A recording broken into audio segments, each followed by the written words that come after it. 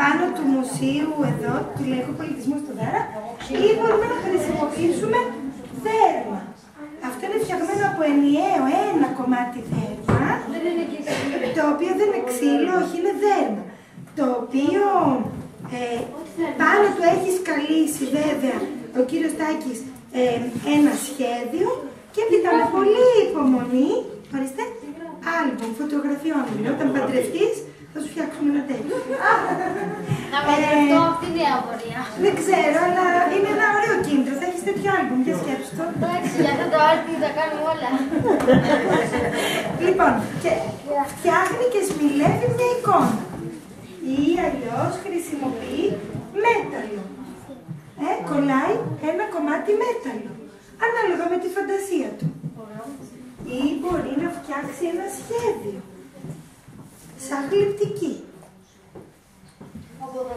Ή μπορεί να βάλει μια εγγράφα. Ναι, από δέρμα, ναι, όλο. Ή μια εγγράφα.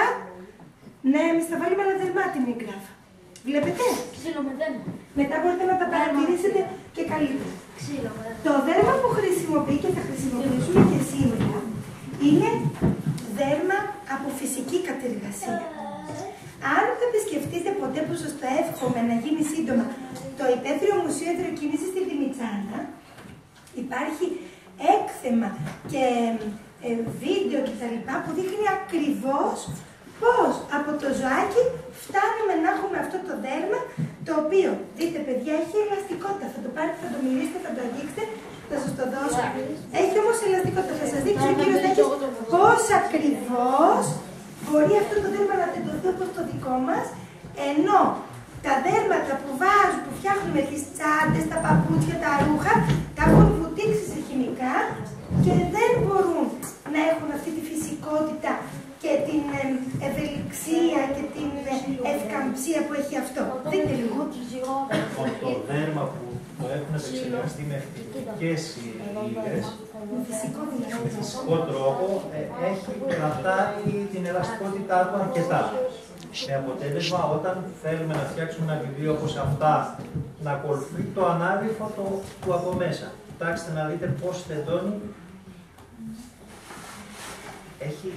Έχει μια ελαστικότητα, έχει κρατήσει την ελαστικότητα, ενώ αυτά που έχουν επεξεργαστεί με χημικά δεν έχουν τόσο μεγάλη. Έχουν, αλλά όχι τόσο μεγάλη. Μπορείτε να το δείτε, να το πιάσετε. Και πώς μυρίζει τώρα. Δηλαδή, να μιλήσουμε το δελτίο. Ναι, αυτός είναι ο παλιός τρόπος.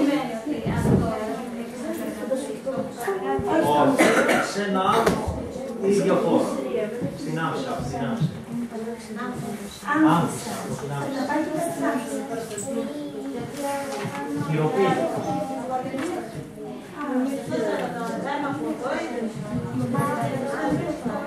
Δεν υπάρχει διάφορα κατεργασία. Δεν υπάρχει. Μόνο στην άμψα και πιθανόν λίγα στην Κρήτη. Δύο καμάρια είναι. Κοιτάξτε πώς είναι το δέρμα, πώς είναι η φύση, πώς μυρίζει, που είναι ελαστικό.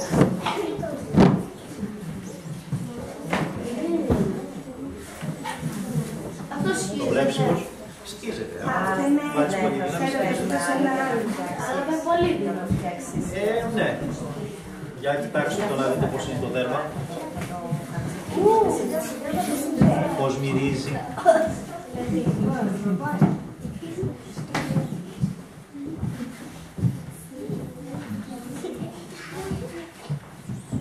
Το δίνουμε σιγά σιγά και στα άλλα παιδάκια, αν εμείς το έχουμε δει.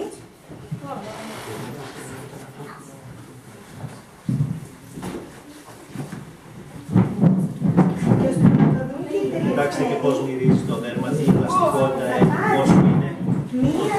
Ξαναπάτησε, ξανά έρχεται, έτσι, ξανά δεν σκίζεται. Για ποιο λόγο? Δοκίμασε να δει σκίζεται. Αυτό που βάλουμε. Σαν σελίδα. Για τράβηξε το. Μακρύ από το βιβλίο, επίτηδες το έχουμε κόψει έτσι. Για δοκίμασε όμως έτσι. Λίγο ένα μικρό κομμάτι το κολλήσουμε. Δεν σκίζεται. Πώς δεν σκίζεται? Εντάξει, έχει όριο. Λίγο να περισσότερο κάτω μέρος. Όχι, δεν έχει όριο. Να σου δείξω και κάτι δέρμα σκίζεται χωρίς μία φορά, βλέπεις εύκολα. Έτσι δεν Οπότε, σκίζεται. μία καρκοντέλα θα ανοίγει όποια σελίδα του βιβλίου. Σκίζεται, όλα έχουν όρια. Τώρα ξέρετε. Μπορεί και να μην σκίζεται.